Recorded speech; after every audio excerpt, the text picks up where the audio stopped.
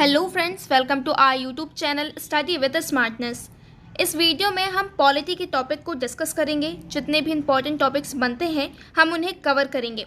ये वीडियो आपके लिए काफ़ी हेल्पफुल हो सकता है चीज़ों को समझने के लिए, तो वीडियो को लास्ट तक देखिएगा।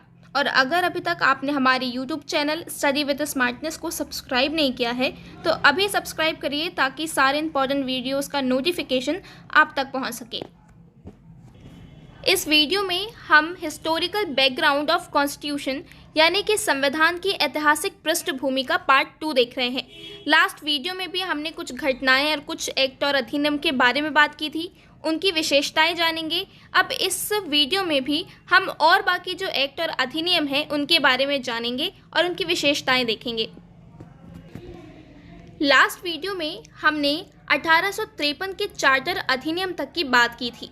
इसके बाद 1857 का विद्रोह हुआ, जिसे भारत का प्रथम स्वतंत्रता संग्राम या सिपाही विद्रोह कहा जाता है। इस विद्रोह के कारण शासन की कई असंतोष नीतियां उजागर हो गई थीं। जैसे कि हमने 1853 के चार्टर अधिनियम में देखा था कि कंपनी को शासन के लिए किसी निश्चित समय का निर्धारण नहीं किया गया था। इससे ये स्पष्ट हो जाता है कि ब्रिटिश संसद द्वारा कंपनी का शासन किसी भी वक्त समाप्त किया जा सकता था। इस प्रथम स्वतंत्रता संग्राम के कारण कंपनी को एक बहाना मिल गया था कि वो कंपनी के शासन को ब्रिटिश शासन की तरफ हस्तांतरित कर सके। यानी अब भारत में कंपनी के शासन की जगह क्राउन के शासन ने ले ली थी। Historical background of Indian constitution के पार्ट 1 में हमने 1773 से 1858 के बीच में जितने भी अधिनियम पारित किए गए थे उनके बारे में जाना था, उनकी विशेषताएं देखी थी। लेकिन 1773 से 1858 में कंपनी का शासन था, लेकिन अब भारत में कंपनी के शासन की जगह क्राउन के शासन ने ले ली थी। यानी इस वीडियो में हम पार्ट 2 देखेंगे जो कि 1858 से 1947 के बीच में आए सारे अधिनियम की विशेषताएं बताएगा। सबसे पहले हम बात करते हैं 1858 का भारत सरकार अधिनियम। इस महत्वपूर्ण कानून का निर्माण 1857 के विद्रोह के बाद किया गया था। तो चलिए इसकी विशेषताएं देखते हैं। भारत में कंपनी के शासन को समाप्त कर शासन का उत्तरदायित्व ब्रिटिश संसद को सौंप दिया गया था। यानी कि अब भारत से कंपनी का शासन पूर्णतः समाप्त कर दिया गया था और पूरी बागडोर ब्रिटिश संसद को सौंप दी गई थी। भारत के गवर्नर जनरल का नाम वायसराय कर दिया गया। इस प्रकार भारत का प्रथम वायसराय लॉर्ड कैनिंग बना। यानी पहले जो गवर्नर जनरल होते थे अब वो ना होकर पद का नाम बदला गया और वायसराय रखा गया और प्रथम वायसराय लॉर्ड कैनिंग बने। नियंत्रक बोर्ड और निदेशक मंडल को समाप्त कर भारत में द्वैत शासन प्रणाली समाप्त कर दी गई। हमने पिट्स इंडिया एक्ट 1784 में देखा था कि राजनीतिक और वाणिज्यिक कार्यों को पृथक पृथक करके नियंत्रक बोर्ड और निदेशक मंडल बनाए गए थे। लेकिन भारत सरकार अधिनियम 1858 के तहत इस द्वैत शासन प्रणाली को समाप्त कर नियंत्रक बोर्ड और निदेशक मंडल को समाप्त कर दिया गया। एक नए पद का सृजन किया गया जो था भारत के राज सचिव, जो ब्रिटिश संसद के प्रति उत्तरदायी होता था। यानी भारतीय प्रशासन पर संपूर्ण नियंत्रण की शक्ति इसमें निहित होती थी और ये ब्रिटिश कैबिनेट का सदस्य होता था और पूरी तरह से ब्रिटिश संसद के प्रति उत्तरदायी होता था। राज्य सचिव की सहायता के लिए 15 सदस्यीय परिषद का गठन किया गया था, जो कि एक सलाहकारी परिषद थी और इसका अध्यक्ष भारत का सचिव होता था। अब भारत के शासन से संबंधित सभी कानूनों और कार्यवाहियों पर भारत सचिव की स्वीकृति अनिवार्य कर दी गई थी। अब देखते हैं भारतीय परिषद अधिनियम 1861। इस अधिनियम ने वायसराय को अपनी विस्तारित परिषद में भारतीय जनता के प्रतिनिधियों को नामांकित करके उन्हें विधायी कार्य से संबद्ध करने का अधिकार दिया था। मतलब अब कानून बनाने की प्रक्रिया में भी भारतीय प्रतिनिधियों को शामिल करना शुरू कर दिया गया था। 1862 में लॉर्ड कैनिंग ने 3 भारतीयों, बनारस के राजा, पटियाला के महाराजा और सर दिनकर राव को विधानसभा में मनोनीत किया था। इस अधिनियम ने विधायी शक्तियों का विकेंद्रीकरण कर दिया, अर्थात बम्बई और मद्रास की सरकारों को भी विधायी शक्तियां प्रदान कर दी थीं। इसके पहले जो बम्बई और मद्रास की प्रेसिडेंसियां होती थी वो बंगाल के गवर्नर जनरल के अधीन होती थी, लेकिन अब बम्बई और मद्रास की सरकारों को भी विधि बनाने की शक्ति दे दी गई थी। बंगाल, उत्तर पश्चिम सीमा प्रांत और पंजाब में क्रमशः 1862, 1866 और 1897 में विधान परिषद स्थापित की गई थी। इसने पोर्टफोलियो प्रणाली को वैधानिक मान्यता प्रदान की थी। लॉर्ड कैनिंग के द्वारा पोर्टफोलियो प्रणाली शुरू की गई थी, जिसके अंतर्गत वायसराय की परिषद का एक सदस्य एक से अधिक सरकारी विभागों का प्रभारी बनाया जा सकता था। मतलब वायसराय की परिषद का एक सदस्य एक से ज़्यादा विभाग का कार्यभार संभाल सकता था। वायसराय को अध्यादेश जारी करने का अधिकार दिया गया, जिसकी अवधि 6 महीने तक होती थी। यानी अब वायसराय को आपातकाल में बिना काउंसिल की सलाह के अध्यादेश जारी करने का अधिकार दे दिया गया था और इस अध्यादेश की अवधि 6 माह होती थी। अब आता है 1865 के अधिनियम। 1865 के अधिनियम के द्वारा गवर्नर जनरल को प्रेसिडेंसियों और प्रांतों की सीमाओं को उद्घोषणा द्वारा नियत करने एवं उसमें परिवर्तन करने का अधिकार दिया गया था। यानी कि जो भी प्रेसिडेंसी या प्रांत होते थे, अब उनकी सीमाओं को नियत किया जा सकता था और उन सीमाओं को परिवर्तित भी किया जा सकता था 1865 के अधिनियम के अधिकार के द्वारा। फिर आता है 1869 का अधिनियम, जिसके द्वारा गवर्नर जनरल को विदेश में रहने वाले भारतीयों के संबंध में कानून बनाने का अधिकार दिया गया। यानी जो भारतीय विदेश में रह रहे होते थे उनके लिए भी कानून बनाया जाने लगा था 1869 के इस अधिनियम के द्वारा। फिर आया 1873 का अधिनियम। इस अधिनियम के द्वारा ईस्ट इंडिया कंपनी को किसी भी समय भंग करने का प्रावधान था। इसी के अनुसरण में 1 जनवरी 1874 को ईस्ट इंडिया कंपनी को भंग कर दिया गया। यानी ईस्ट इंडिया कंपनी का कोई समय निर्धारण नहीं किया गया था, उसे भंग करने का प्रावधान इस अधिनियम के द्वारा किया गया और उसी के तहत 1 जनवरी 1874 को ईस्ट इंडिया कंपनी को पूर्णतः भंग कर दिया गया। अब आता है शाही उपाधि अधिनियम 1876। 28 अप्रैल 1876 को एक घोषणा के द्वारा महारानी विक्टोरिया को भारत की साम्राज्ञी घोषित किया गया था। 28 अप्रैल 1876 को महारानी विक्टोरिया को भारत की साम्राज्ञी घोषित कर दिया गया। यानी औपचारिक रूप से अब भारत सरकार का शासन ब्रिटिश सरकार को हस्तांतरित कर दिया गया। इसके बाद आया भारतीय परिषद अधिनियम 1892। इस अधिनियम के द्वारा केंद्रीय तथा प्रांतीय विधान परिषद में अतिरिक्त सदस्यों की संख्या बढ़ा दी गई। यानी इस अधिनियम के माध्यम से केंद्र और प्रांत की विधान परिषदों में अतिरिक्त सदस्यों की संख्या में वृद्धि की गई। हालांकि यहाँ पे बहुमत सरकारी सदस्यों का ही होता था, ये अतिरिक्त सदस्य गैर सरकारी होते थे। इस अधिनियम ने केंद्रीय और प्रांतीय विधान परिषदों दोनों में गैर सरकारी सदस्यों की नियुक्ति के लिए अप्रत्यक्ष चुनाव की शुरुआत की थी। यानी इस अधिनियम के द्वारा केंद्र और प्रांत की विधान परिषदों में, दोनों ही परिषदों में गैर सरकारी सदस्यों की नियुक्ति के लिए एक परोक्ष रूप से चुनाव का प्रावधान किया गया। हालांकि इस अधिनियम में चुनाव शब्द का उपयोग नहीं किया गया, इसे निकायों की सिफारिश पर की जाने वाली नामांकन की प्रक्रिया कह दिया गया। वार्षिक आय या बजट का ब्यौरा परिषद में प्रस्तुत करना आवश्यक हो गया। सदस्यों को कार्यपालिका के काम के बारे में प्रश्न पूछने का अधिकार दिया गया। यानी इसके द्वारा, इस अधिनियम के द्वारा विधान परिषदों के कार्यों में वृद्धि कर दी गई। उन्हें बजट पर बहस करने का भी कार्य दिया गया और कार्यपालिका के प्रश्नों का उत्तर देने के लिए भी अधिकृत कर दिया गया था। अब बात करते हैं भारतीय परिषद अधिनियम 1909 के बारे में। सेक्रेटरी ऑफ स्टेट यानी कि भारत के राज्य सचिव लॉर्ड मार्ले और भारत में वायसराय लॉर्ड मिंटो दोनों की सहमति से 1909 ईस्वी में नया अधिनियम पारित किया गया, जिसे भारतीय परिषद अधिनियम 1909 और मार्ले मिंटो सुधार के नाम से जाना जाता है। इस अधिनियम के द्वारा केंद्रीय एवं प्रांतीय विधान परिषदों में निर्वाचन सदस्यों की संख्या में वृद्धि की गई। यानी कि केंद्रीय और प्रांतीय विधान परिषदों का आकार काफ़ी बढ़ा दिया गया था। केंद्र परिषद में इसकी संख्या 16 से 60 कर दी गई थी, जबकि प्रांतीय विधान परिषदों में इसकी कोई समान संख्या नहीं रखी गई थी। प्रांतीय विधान परिषदों में गैर सरकारी बहुमत स्थापित किया गया। यहाँ पर केंद्रीय परिषद में सरकारी बहुमत को बनाए रखा गया था, लेकिन प्रांतीय परिषदों में गैर सरकारी सदस्यों के बहुमत को अनुमति दे दी गई थी। एक पृथक निर्वाचन मंडल की अवधारणा को स्वीकार कर मुसलमानों के लिए सांप्रदायिक प्रतिनिधित्व की एक प्रणाली शुरू की गई।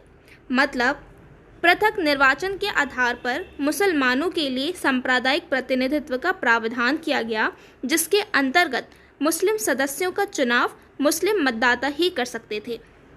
इस अधिनियम ने सांप्रदायिकता को वैधानिकता प्रदान की थी और लॉर्ड मिंटो को सांप्रदायिक निर्वाचन के जनक के रूप में जाना गया।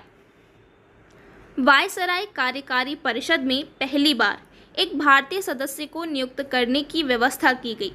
प्रथम भारतीय सदस्य के रूप में सत्येंद्र सिन्हा की नियुक्ति की गई थी। यानी पहली बार किसी भारतीय को वायसराय और गवर्नर की कार्य परिषद के साथ एसोसिएशन बनने का प्रावधान किया गया था। उन्हें विधि सदस्य बनाया गया था। विधायिका के कार्यक्षेत्र में विस्तार किया गया। सदस्यों को बजट प्रस्ताव करने और जनहित के विषयों पर प्रश्न पूछने का भी अधिकार दिया गया। यानी कि दोनों ही स्तरों पर विधान परिषदों के कार्यों का दायरा बढ़ा दिया गया था। इसके बाद आया भारतीय शासन अधिनियम 1919। 1917 में ब्रिटिश सरकार ने पहली बार ये घोषित किया था कि उनका उद्देश्य भारत में क्रमिक रूप से उत्तरदायी सरकार की स्थापना करना था। इसलिए उन्होंने 1919 में भारत शासन अधिनियम बनाया, जिसे 1921 में लागू किया गया था। इस अधिनियम को मॉन्टेग्यू चेम्सफोर्ड सुधार भी कहते हैं।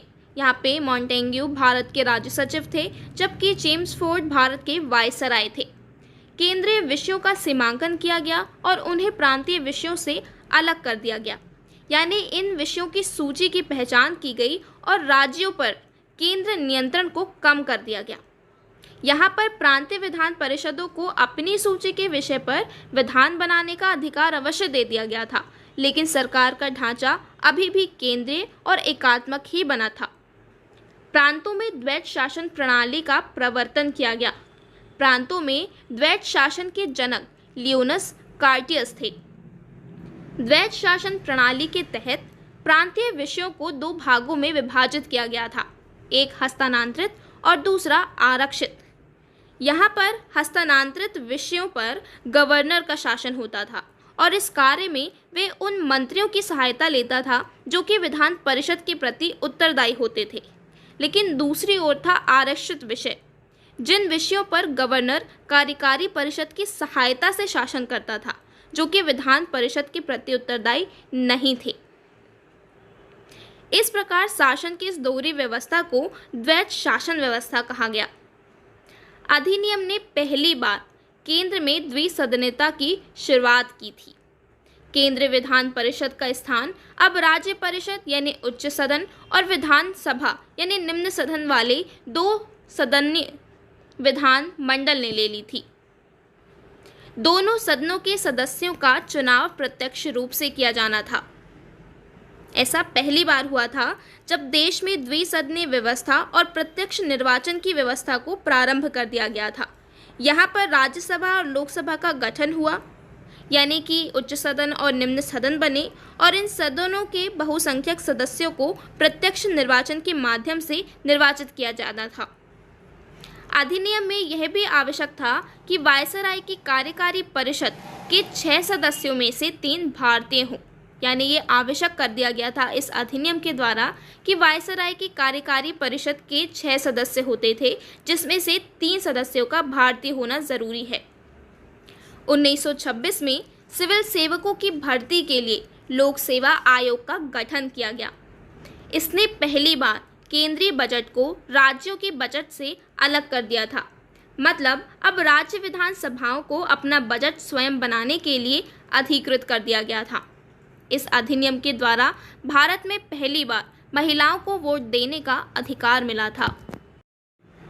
भारत शासन अधिनियम के अंतर्गत एक वैधानिक आयोग का भी गठन किया गया था, जिसका कार्य 10 वर्ष बाद जांच करने के बाद अपनी रिपोर्ट प्रस्तुत करना था। ये था साइमन कमीशन 1927। 1919 के अधिनियम के अनुसार सर जॉन साइमन की अध्यक्षता में एक आयोग का गठन किया गया था। ब्रिटिश सरकार ने नवंबर 1927 में एक नए संविधान में भारत की स्थिति का पता लगाने के लिए सर जॉन साइमन के नेतृत्व में 7 सदस्यीय वैधानिक आयोग के गठन की घोषणा की थी। इस आयोग में एक भी भारतीय सदस्य नहीं था, अतः भारतीयों द्वारा इसका विरोध किया गया। इनके द्वारा जो वैधानिक आयोग बनाया गया था, इस आयोग के सभी सदस्य ब्रिटिश थे, इसलिए कई दलों ने इनका बहिष्कार किया था। आयोग की रिपोर्ट जून 1930 में प्रकाशित हुई और उनके सुझावों के आधार पर भारत सरकार अधिनियम 1935 बनाया गया। इसके बाद आता है भारत सरकार अधिनियम 1935। 1935 के भारत सरकार अधिनियम में 321 अनुच्छेद और 10 अनुसूचियां थीं। इस अधिनियम के द्वारा अखिल भारतीय संघ का प्रावधान किया गया था, जिसमें प्रांतों और रियासतों को इकाइयों के रूप में शामिल किया गया था। संघ और केंद्र के बीच शक्तियों का विभाजन किया गया। विभिन्न विषयों की 3 सूचियां बनाई गईं: संघीय सूची, प्रांतीय सूची और समवर्ती सूची। प्रांतों में द्वैत शासन को समाप्त कर प्रांतीय स्वायत्तता के सिद्धांत को स्वीकार किया गया, यानी कि अब द्वैत शासन व्यवस्था को समाप्त कर दिया गया था और प्रांतों को स्वायत्तता का शुभारंभ कर दिया गया था, यानी राज्यों को अपने दायरे में रहकर स्वायत्तता तरीके से इन क्षेत्रों में शासन का अधिकार दे दिया गया था। इसके अतिरिक्त अधिनियम ने राज्यों में उत्तरदायी सरकार की स्थापना भी कर दी थी। 1919 के अधिनियम के द्वारा जो द्वैत शासन प्रांतों में लागू किया गया था, अब उसे केंद्र में लागू कर दिया गया था, यानी केंद्र सरकार के विषयों को अब 2 भागों में विभाजित कर दिया गया था, एक संरक्षित विषय और दूसरा हस्तांतरित विषय। केंद्र में द्विसदनात्मक विधायिका की स्थापना की गई, राज्य परिषद जो उच्च सदन हुआ और केंद्र विधानसभा जो निम्न सदन हुआ। इन 11 में से 6 प्रांतों में द्विसदनवाद की शुरुआत की गई और ये 6 प्रांत थे: असम, बंगाल, बम्बई, बिहार, मद्रास और संयुक्त प्रांत। भारत परिषद का अंत किया गया। भारत शासन अधिनियम 1858 के द्वारा जो भारत परिषद स्थापित की गई थी, अब उसे समाप्त कर दिया गया था। सांप्रदायिक प्रतिनिधित्व व्यवस्था का विस्तार किया गया था, यानी दलित जातियों, महिलाओं और मजदूर वर्ग के लिए भी अब अलग से निर्वाचन की व्यवस्था करके सांप्रदायिक प्रतिनिधित्व व्यवस्था को और विस्तारित कर दिया गया था। मतदान का विस्तार हुआ और लगभग 10% जनसंख्या को मतदान का अधिकार मिल गया। इस अधिनियम के द्वारा देश की मुद्रा और साख पर नियंत्रण के लिए भारतीय रिजर्व बैंक की स्थापना की गई। एक संघीय न्यायालय की भी स्थापना का प्रावधान किया गया। 20 फरवरी 1947 को ब्रिटिश प्रधानमंत्री क्लीमेट एटली ने घोषणा की कि 30 जून 1947 को भारत में ब्रिटिश शासन समाप्त हो जाएगा। इसके बाद सत्ता उत्तरदायी भारतीय हाथों में सौंप दी जाएगी। इस घोषणा पर मुस्लिम लीग ने आंदोलन किया और भारत के विभाजन की बात कही।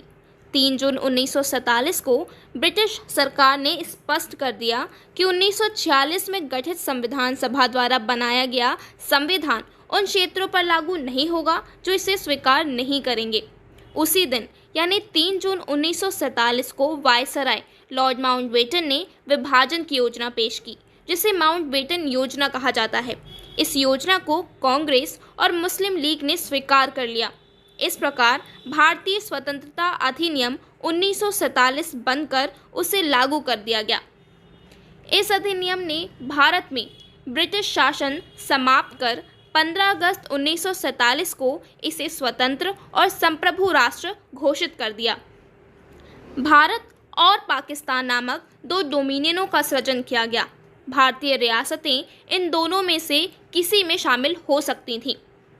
इसने वायसराय का पद समाप्त करके दोनों डोमिनियनों में गवर्नर जनरल के पद का सृजन किया। दोनों डोमिनियनों को अपने देशों का संविधान बनाने और उसके लिए किसी भी देश के संविधान को अपनाने की शक्ति दी थी। दो डोमिनियनों की संविधान सभा को नए संविधान का निर्माण व क्रियान्वयन होने तक अपने अपने क्षेत्रों के लिए विधानसभा बना सकती थी। इस कानून ने ब्रिटेन में भारत सचिव का पद अब समाप्त कर दिया था और इसकी सभी शक्तियां राष्ट्रमंडल मामलों के राज सचिव को हस्तांतरित कर दी थी। इस प्रकार 14-15 अगस्त 1947 की मध्यरात्रि को भारत में ब्रिटिश शासन का अंत हो गया और समस्त शक्तियां दो नए डोमिनियनों भारत और पाकिस्तान को हस्तांतरित कर दी गई। लॉर्ड माउंटबेटन नए डोमिनियन भारत के प्रथम गवर्नर जनरल बने और उन्होंने जवाहरलाल नेहरू को भारत के पहले प्रधानमंत्री के रूप में शपथ दिलाई। फ्रेंड्स, ये था हमारा आज का वीडियो जिसमें हमने कॉन्स्टिट्यूशन के हिस्टोरिकल बैकग्राउंड को दो पार्ट में पढ़ा है, पार्ट 1 और पार्ट 2 में। इससे रिलेटेड जितने भी इम्पॉर्टेंट टॉपिक बनते हैं हमने यहाँ पर उन्हें डिस्कस किया है। अगर आपको वीडियो अच्छा लगा है तो प्लीज़ वीडियो को लाइक और शेयर ज़रूर करिएगा, और अगर अभी तक आपने हमारे चैनल को सब्सक्राइब नहीं किया तो अभी सब्सक्राइब करिए ताकि आने वाले वीडियोस भी आप तक पहुंच सके। Thanks for watching study with smartness.